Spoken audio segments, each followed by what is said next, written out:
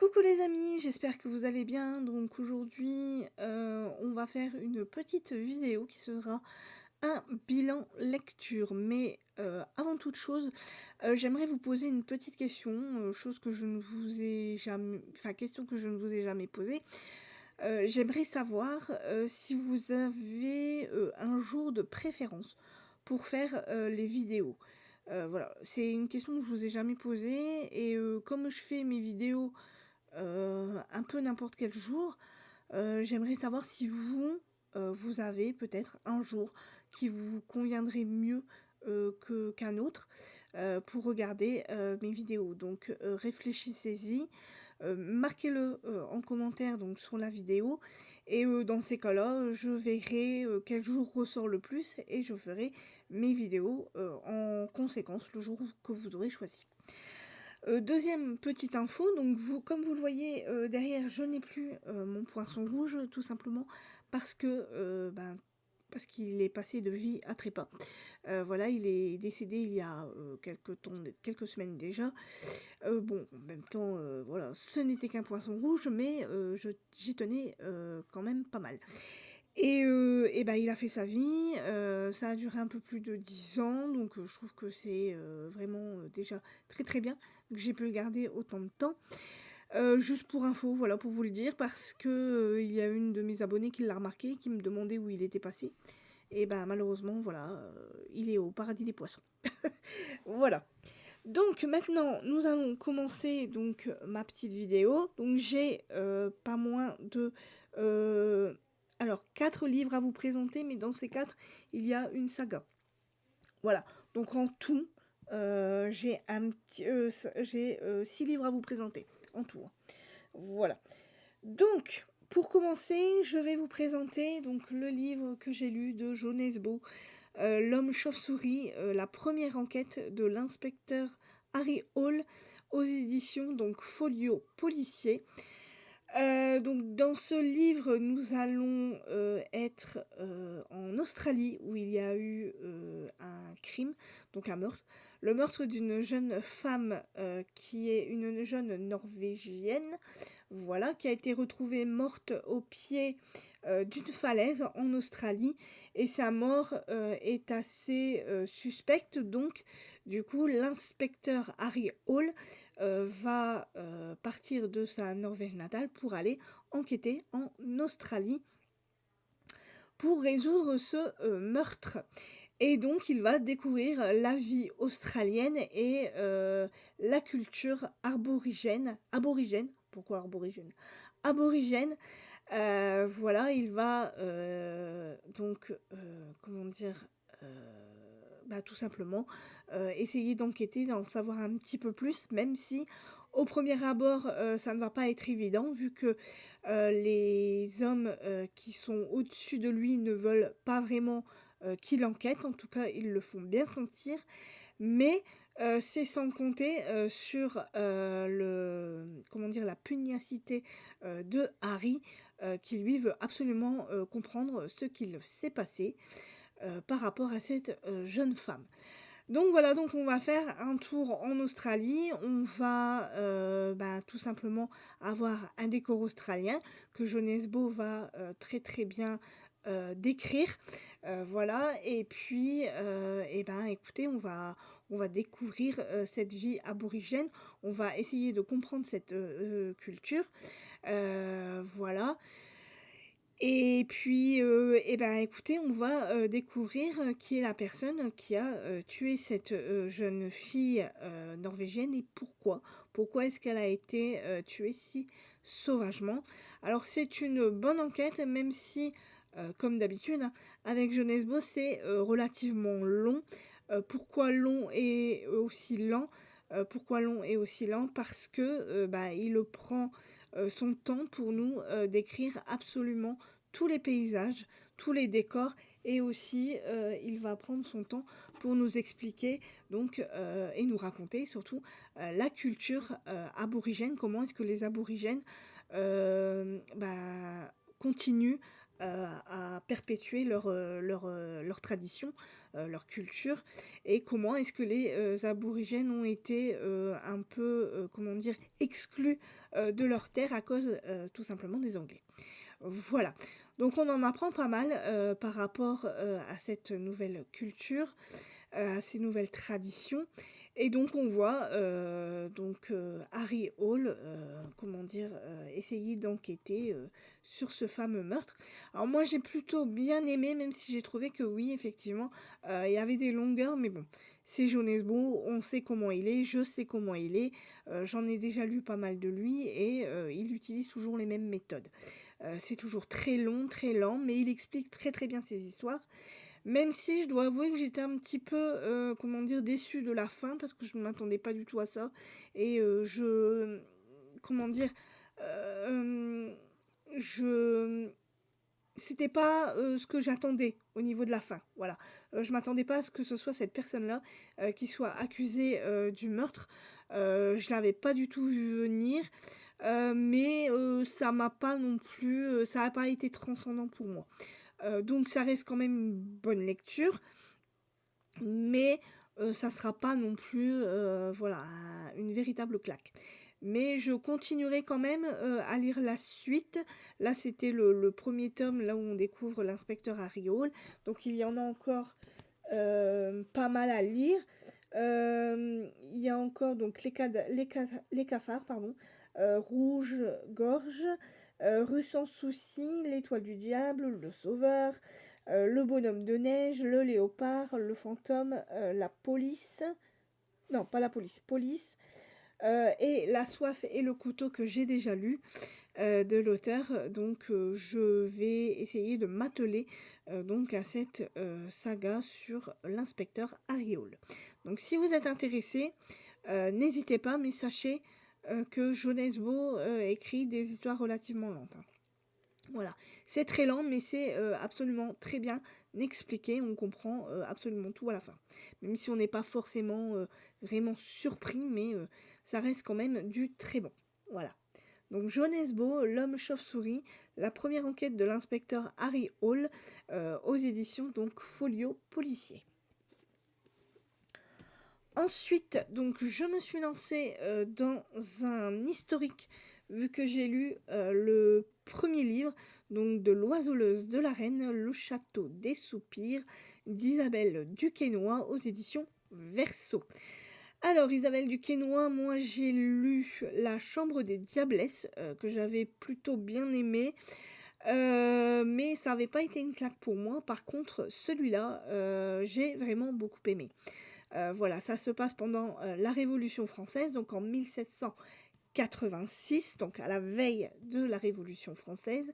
La terreur gronde, voilà, les gens commencent, à en avoir un petit peu marre, de la façon, dont, Louis XVI et Marie-Antoinette gouvernent. Donc voilà, donc ils vont commencer tout doucement à se révolter et ça va s'entendre, donc à Paris où nous allons faire la connaissance de Liselotte. Liselotte qui, est une jeune bourgeoise, voilà, qui, malheureusement va devenir orpheline. Ses parents vont mourir tous les 2 et pensant, que son frère, va prendre soin d'elle, elle espère que, sa vie va continuer, dans leur château familial. Sauf que, son frère a d'autres destins pour elle. Il va, tout simplement donc, lui proposer 2 choses. Donc soit elle devient, domestique, dans une maison, aristocratique, soit elle, va, comment dire? Devoir se marier par obligation, donc un jeune, enfin un non, pas un jeune, avec un, alors c'est un baron, voilà, donc elle deviendrait baronne, ou bien donc troisième solution, elle rentre tout simplement au couvent. Donc ne se voyant pas, donc rentrer au couvent ni devenir, domestique, elle va tout simplement prendre, la décision de se marier et elle va se marier au baron, donc si je me souviens bien du nom, tac tac tac tac tac tac, le baron, bah alors? Voilà, au baron Casimir de Beaupré. Voilà, cherchez le nom. Le baron Casimir de Beaupré, donc, qui, est un homme, d'une cinquantaine d'années, il est vieux, il a les dents toutes cariées, il ne sent pas très, très bon. Donc c'est, vraiment, bon, c'est un mariage d'obligation, c'est pas un mariage d'amour, hein. Et Liselotte, pardon, qui a une vingtaine d'années, ben, est un peu surprise, mais d'un autre côté, elle se dit que son comment dire? Le fait que son mari soit baron, ça va lui donner une petite place dans la société et elle va devoir, se faire à cette nouvelle vie, qui ne va pas être facile parce que le baron n'est pas, quelqu'un de vraiment, très agréable. Voilà, il a une passion, c'est les oiseaux. D'ailleurs, il a, en animal de compagnie, donc un perroquet, surtout un haras, qu'il adore, avec qui il dort, avec qui il passe ses journées. Voilà, c'est son animal de compagnie, tout simplement. Et ça ne va pas être facile pour Liselotte de se faire à cette vie-là et surtout de se faire accepter donc par les domestiques et surtout par l'oiseau en lui-même. Sauf que, un malheur n'arrivant jamais seul, malheureusement donc, son mari à un moment donné, va, avoir, un grave accident, ce qui va, donc il va devenir handicapé par rapport à cet accident-là et ça ne va pas être facile donc pour, Liselotte parce que, ben, elle va devoir à peu près tout gérer donc, les domestiques, elle va, devoir, gérer aussi donc les oiseaux de son mari, et on va dire que comme son mari est autoritaire, voilà, elle va faire les basses besognes. Les domestiques, eux, vont en prendre un petit peu trop à leur aise, ce qui ne va pas être, évident pour elle. Voilà, vu qu'elle n'a pas vraiment d'autorité sur ces fameux domestiques. Et puis un jour, et ben, écoutez, elle va rencontrer donc un jeune homme, qui s'appelle Siam, non, qui s'appelle Norong, pardon, qui vient du Siam. Excusez-moi, je me suis trompée. Voilà et ce jeune homme, en fait, est le alors, pas vraiment le domestique, mais voilà, c'est un homme assez spécial qui connaît très, très bien les oiseaux et c'est grâce à une amie, à Liselotte, qu'elle s'est faite, donc au cours de son mariage. Voilà, parce que cette amie, en fait, était l'amie de son mari, donc elle devient, son amie à elle et en fait, c'est cette amie-là qui va, donc, lui présenter donc Norong, et en fait, Norong est un, très, très, un homme, qui aime, vraiment beaucoup les animaux et qui en sait, pas mal sur ces animaux et c'est grâce à lui, qu'elle va, comment dire? Réussir à, comment dire? Rapporter de l'argent, tout simplement et pouvoir, bah, payer, les domestiques, et puis pouvoir, rénover un peu, le château ou surtout la demeure dans laquelle ils vivent et en fait, elle va devenir, donc l'oiseleuse de la reine. Car, grâce aux plumes, que les oiseaux perdent, elle va, bah, tout simplement les donner donc à son ami et cet ami-là va les, faire voir à la reine et c'est, la reine, qui va, sélectionner ces plumes pour, comment dire? Confectionner donc ces chapeaux, en fait. Voilà.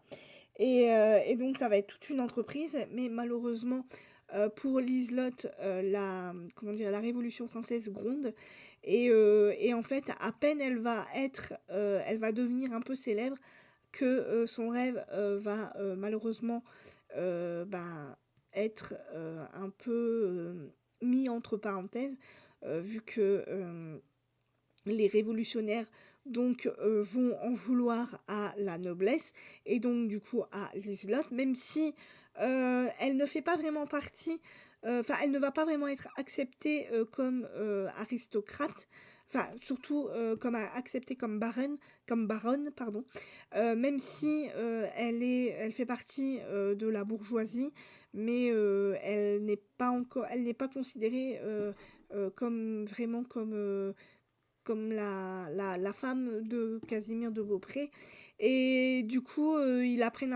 gens la prennent un petit peu de haut et elle aimerait tant, faire partie, de cette, comment dire? de cette... euh, comment expliquer ça? Enfin, elle voudrait vraiment faire partie de cette bourgeoisie, mais elle n'y arrive vraiment pas. Et en fait, les révolutionnaires, eux, ils s'en foutent. Tout ce qu'ils savent, c'est que Liselotte a l'argent que eux n'ont pas et les privilèges que eux n'ont pas. Donc, elle est considérée comme un mauvais parti.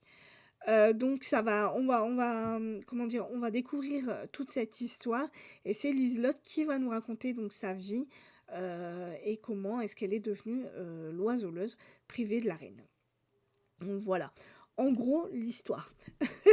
Donc il y a, un deuxième livre qui va sortir donc au mois de septembre, donc ce mois-ci, fin septembre il me semble qu'il sort, hein, je sais plus la date, mais il sort, fin septembre donc voilà, donc on va savoir, la suite de cette histoire parce que, à la fin donc, la révolution a vraiment bien démarré et Liselotte est obligée de partir en catimini pour pouvoir sauver sa vie, voilà et donc on va découvrir la suite, de cette histoire.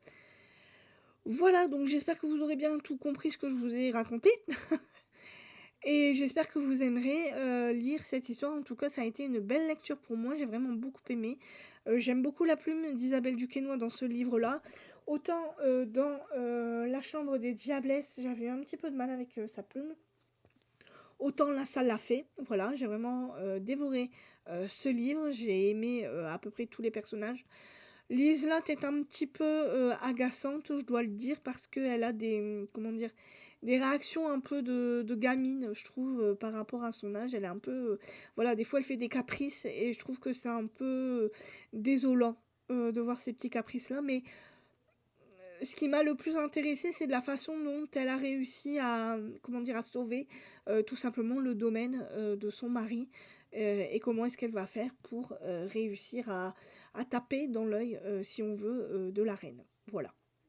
Donc si vous aimez les romans historiques et que vous avez envie de connaître l'histoire de Liselotte, eh bien, écoutez, n'hésitez pas, car c'est une très bonne histoire. Donc, L'oiseauleuse de la reine, le château des soupirs, le tome 1 d'Isabelle Duquesnoy aux éditions Verso. Ensuite, donc, je me suis lancée dans toute autre chose, vu que j'étais dans de la fantaisie, en lisant donc le deuxième tome de Sarah Gimas, Un palais de colère et de brume aux éditions donc, de La Martinière dans leur collection Fiction. Donc, nous retrouvons plutôt Fer qui, dans le premier tome, a réussi à, comment dire, enlever la malédiction qui condamnait qui condamnait Tamlin et la cour du printemps. Voilà, mais suite à ça, donc, elle continue de vivre avec Tamlin dans son château à la cour du printemps. Malheureusement, sa vie n'est pas très bien. Voilà, elle aime pas comment elle vit parce que Tamlin la retient. Il ne la laisse pas sortir car il a très peur pour sa vie. Surtout qu'il y a une guerre qui est en train de se préparer et il a très peur pour elle, donc il évite de la faire sortir, sauf que Fer a très envie de vouloir tout simplement prendre l'air, elle a envie de voir ses sœurs, elle a envie tout simplement de vivre, voilà, mais Tamlin la laisse enfermée et surtout que il veut l'épouser, donc il y a un mariage en vue, mais elle n'est plus très sûre de ses sentiments, elle a envie qu'il y ait quelqu'un qui la sauve de cette vie-là. Et celui qui va la sauver n'est autre que Rissande. Voilà, Rissande qui fait partie de la cour de la nuit, qui va tout simplement entendre ses prières et y répondre. Vu qu'il va débarquer à la cour du printemps, il va la kidnapper. Et il va la reprendre pour, comment dire, pour conclure le marché qu'il a fait avec elle. vu qu'elle doit normalement un jour par mois être avec... non, une semaine, pardon. Une semaine par mois, être avec Rissande. Voilà, c'est le marché qu'ils ont passé tous les deux. Donc avant que la malédiction soit levée. Et donc elle ne peut qu'honorer ce marché. Et elle va découvrir que la cour de la nuit n'est pas du tout ce qu'elle pensait, et ni Rissande.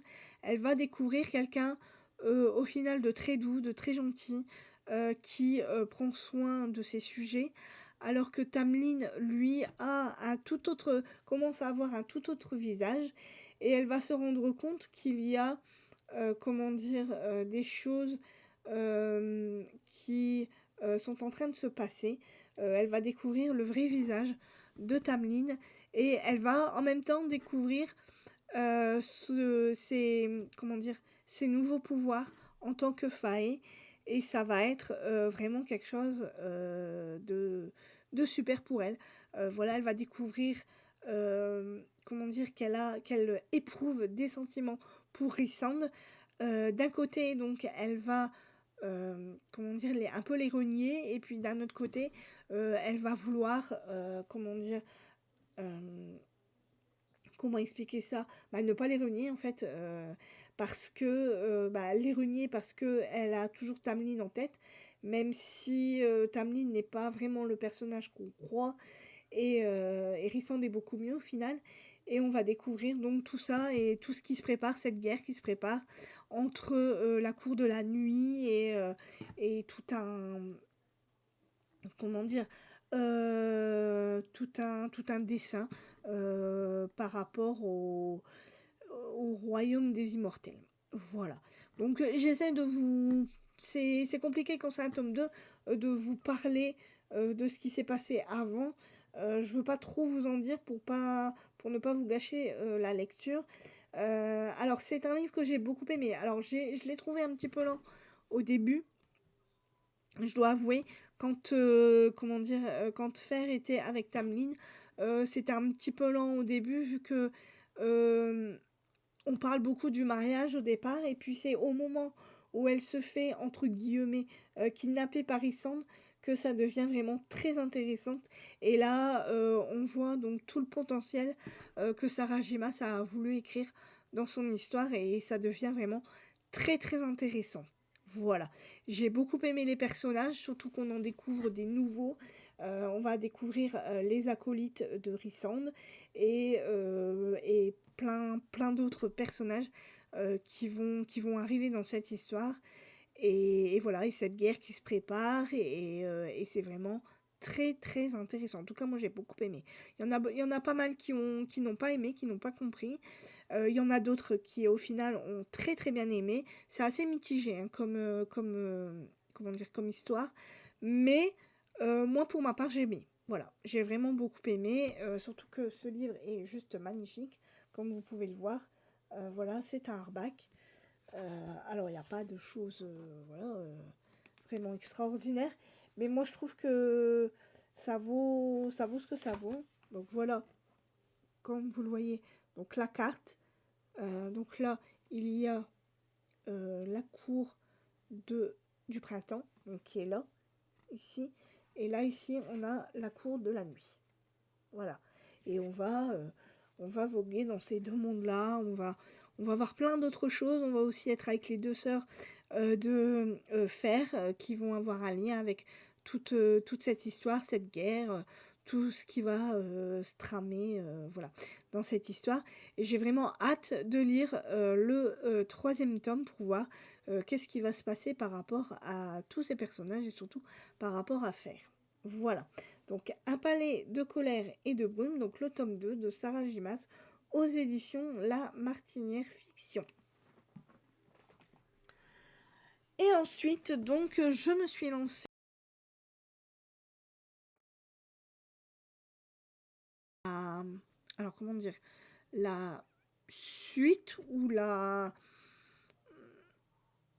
Comment on peut expliquer ça? C'est pas vraiment une suite, c'est un point de vue différent, voilà, de la saga d'Hadès et Perséphone. Voilà, je me suis lancée tout simplement dans la saga du point de vue d'Hadès. Donc j'ai lu le tome 1, le tome 2 et le tome 3 de cette saga que je viens de finir ce matin et que j'ai beaucoup aimé parce que... Alors par contre, je vais les enlever. Je vais juste prendre le 1. Mais voilà, donc j'ai lu toute cette saga du point de vue d'Hadès et j'ai, je dois dire, beaucoup aimé cette saga de Scarlett Sinclair qui est aux éditions donc Hugo Poche. C'est de la romantasy, donc il y a de la romance et de la fantasy. Vu que nous sommes dans un monde par rapport à la mythologie grecque, voilà, vu qu'Hadès est le dieu des morts, enfin surtout le dieu des enfers, qui va rencontrer donc Perséphone, qui est la déesse du printemps, qui est la fille de Déméter, qui est la déesse des moissons. Voilà, en gros. Hein. Donc Hadès va rencontrer Perséphone et il va en tomber éperdument amoureux. Pour pouvoir la garder avec lui, il va établir avec elle un contrat qui va la lier à lui en fait, et elle va devoir tout simplement donc honorer ce contrat. Et son contrat en fait, ça sera de comment dire, de pouvoir comment je peux expliquer ça, embellir, voilà, embellir les enfers tout simplement. Voilà. Un jardin qui sublime les enfers. Sauf que Perséphone est une déesse qui ne... Comment dire, qui n'a pas encore forcément tout son potentiel au niveau de ses pouvoirs. Voilà. Elle ne veut pas être considérée pour le moment comme, au départ en tout cas de l'histoire, elle ne veut pas vraiment être considérée comme une déesse. Elle veut juste être considérée comme une mortelle qui est parmi les mortels, tout simplement. Elle veut continuer ses études, elle veut faire du journalisme, elle n'a pas envie de connaître tous ses pouvoirs, sauf que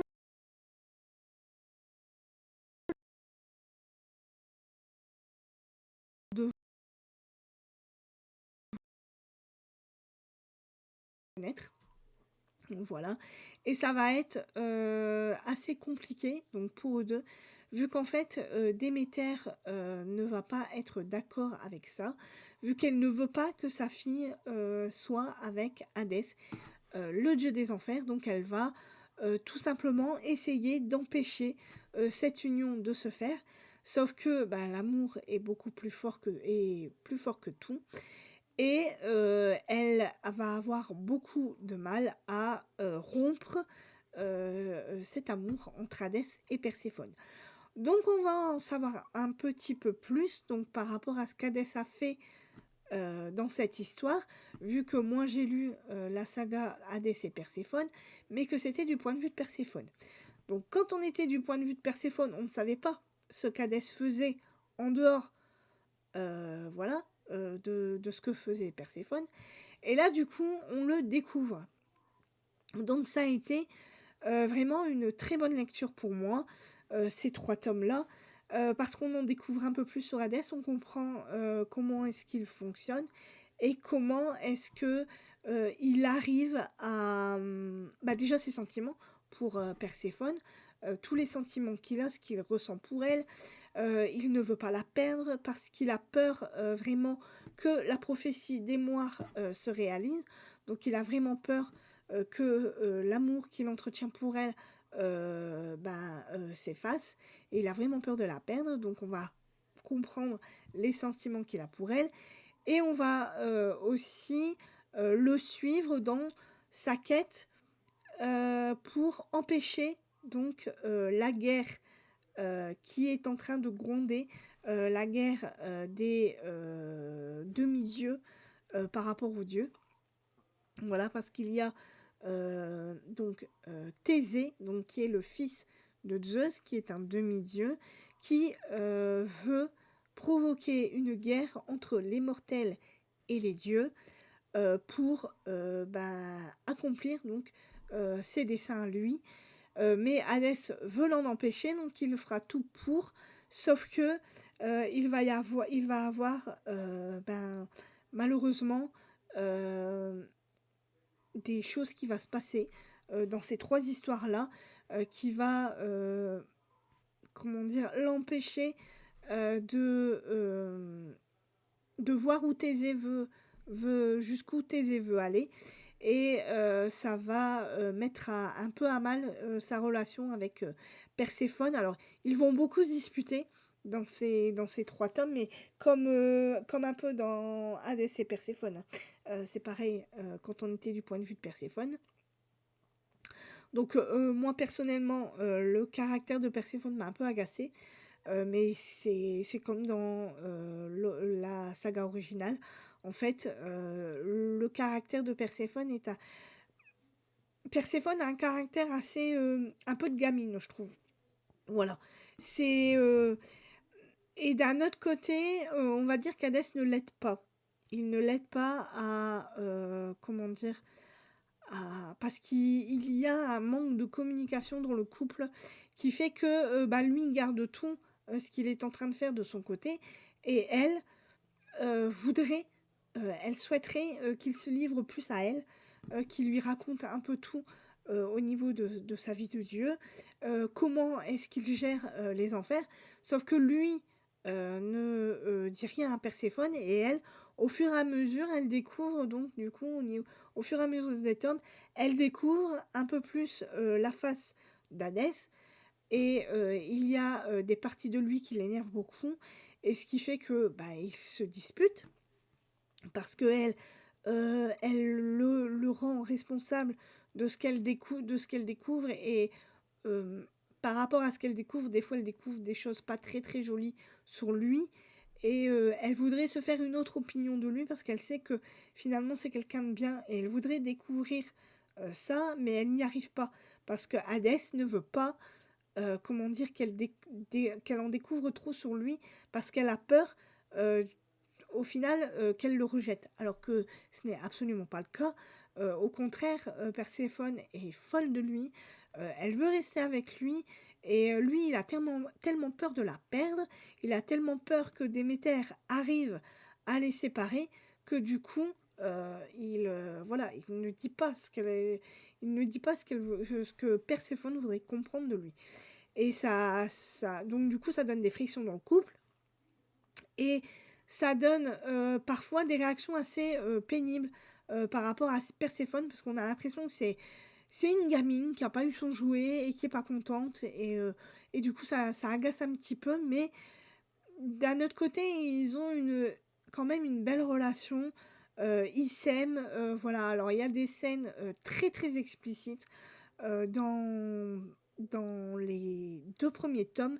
Dans le troisième, il y en a un petit peu moins. Celui où il y en a le plus, c'est dans le deuxième. Dans le deuxième, il n'y a que ça. Toutes les deux pages, il y a une scène de sexe. Et c'est pénible. Mais sinon, dans l'ensemble, ça va. Et en plus, on en apprend un peu plus sur Hadès. Donc, ce qui fait que ça nous rend le personnage très attachant. Voilà. Et surtout qu'on... Comment dire on voit d'autres dieux comme Zeus, comme Poséidon, comme Hermès, comme Aphrodite, Héphaïstos, Hécate, Anatos, ouais, Anatos, je crois, comme Dionysos, enfin bref, plein de dieux différents. C'est des histoires différentes et c'est génial parce qu'on apprend plein de trucs dans ce livre. Et là, l'autrice a voulu rendre ça un peu plus, comment dire, un peu plus moderne. Et je trouve que c'est vraiment très bien fait. Et à la fin donc du troisième, quand on arrive à la fin, on a vraiment envie de savoir comment est-ce que ça va se passer par rapport à la guerre qui se prépare et comment est-ce que toute cette histoire va se terminer. Donc j'ai le tome 4 d'Hadès et Perséphone que je ne lirai pas tout de suite parce que j'ai fait une overdose donc de l'histoire d'Hadès et Perséphone, donc je vais attendre un petit peu avant de lire le tome 4 donc de la saga d'Hadès et Perséphone mais du point de vue de Perséphone.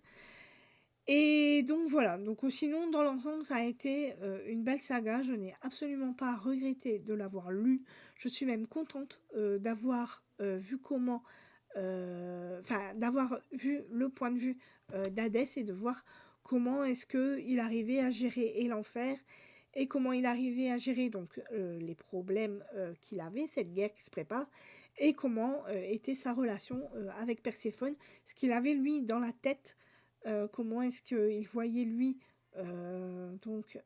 sa relation avec Perséphone, et j'ai trouvé que c'était vraiment très intéressant. Voilà. Donc si vous avez envie de lire cette histoire, cette saga, donc n'hésitez pas. Ce que je vous conseille, c'est de lire donc les 3 premiers tomes d'Hadès et Perséphone, donc le point de vue de Perséphone, et d'ensuite lire les 3 autres tomes, mais de la saga d'Hadès, et de lire en dernier donc le tome 4 d'Hadès et Perséphone pour comprendre comment est-ce que tout ça va se terminer. Voilà. Voilà mes 3 autres et 3 dernières lectures. Donc j'espère que ce bilan lecture vous aura plu. Voilà.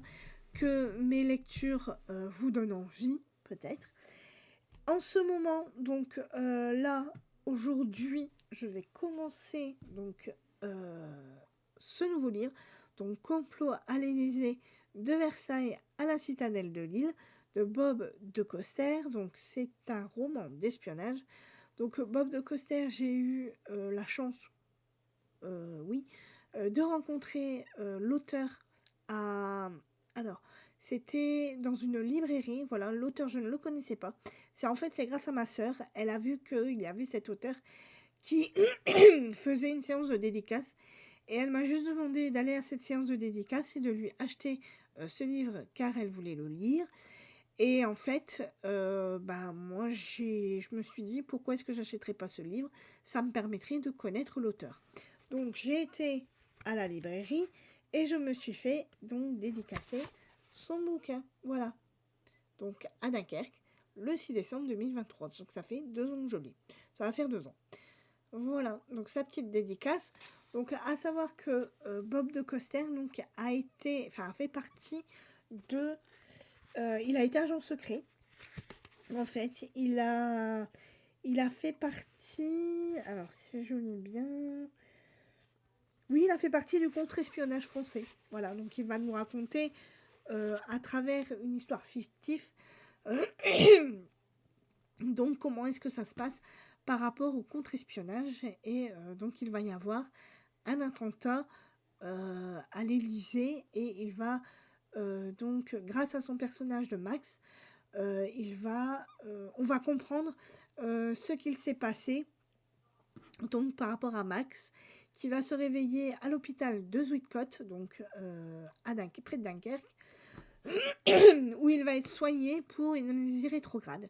Donc on va suivre dans cette histoire donc ce qui s'est passé avant l'attentat et ce qui s'est passé après l'attentat. Et c'est juste Max, je vais y arriver, qui va nous raconter donc son histoire. Voilà. Donc, Complot à l'Élysée, de Versailles à la citadelle de Lille. Ensuite, j'ai l'intention de lire un livre historique qui va parler, à mon avis, à beaucoup de gens. Donc, je vais commencer la saga des Jalna, la saga des 8 Hawks, de Mazo de la Roche. Donc, il y a le tome 1 et le tome 2 dans ce livre. Le tome 1, c'est donc la naissance de Jalna, et le tome 2, c'est Matin à Jalna. Voilà. Donc, à mon avis, tout le monde connaît cette histoire. Moi, je ne l'ai jamais lue. En fait, je vais vous raconter. C'est ma mère qui a vu ces livres, donc pareil, en librairie, et qui s'est dit, tiens, si je prenais la saga des Jalna, je l'ai lu quand j'étais plus jeune, j'ai bien envie de relire cette saga. Donc, je dis ok. Elle me dit, bah tiens, je vais prendre le tome 1 et le tome 2. Hein. Il y a deux sagas en une. Et elle dit, je vais le lire pendant les vacances. Ok, lis-le pendant les vacances, sauf que elle ne l'a jamais lu. Donc, du coup, je me suis dit, tiens, moi, je vais le lire parce que j'ai bien envie de comprendre et de savoir ce qui se passe dans cette histoire. Voilà. Donc c'est un très vieux, comment dire? C'est vraiment une très vieille saga, quoi, hein, voilà. Donc Jalna, la saga des 8 Hawks, aux éditions donc J'ai lu de Mazo de la Roche. Ensuite, j'ai l'intention de lire le livre de Cassandra O'Donnell, La légende des quatre, Le clan des loups aux éditions Flammarion Jeunesse. Donc là, on parle de la fantaisie. Et ensuite, donc, j'ai l'intention de lire à Karine Ponte, que je n'ai jamais lu, Le désastre de la famille Praline aux éditions PKJ. Donc là, c'est la version ado. Et j'ai aussi la version adulte que je lirai après celle-là. Voilà. Donc, le désastre Noël, pardon, de la famille Praline. Donc, de Karine Ponte. Voilà, donc voilà pour mes nouvelles lectures, voilà pour mon bilan lecture.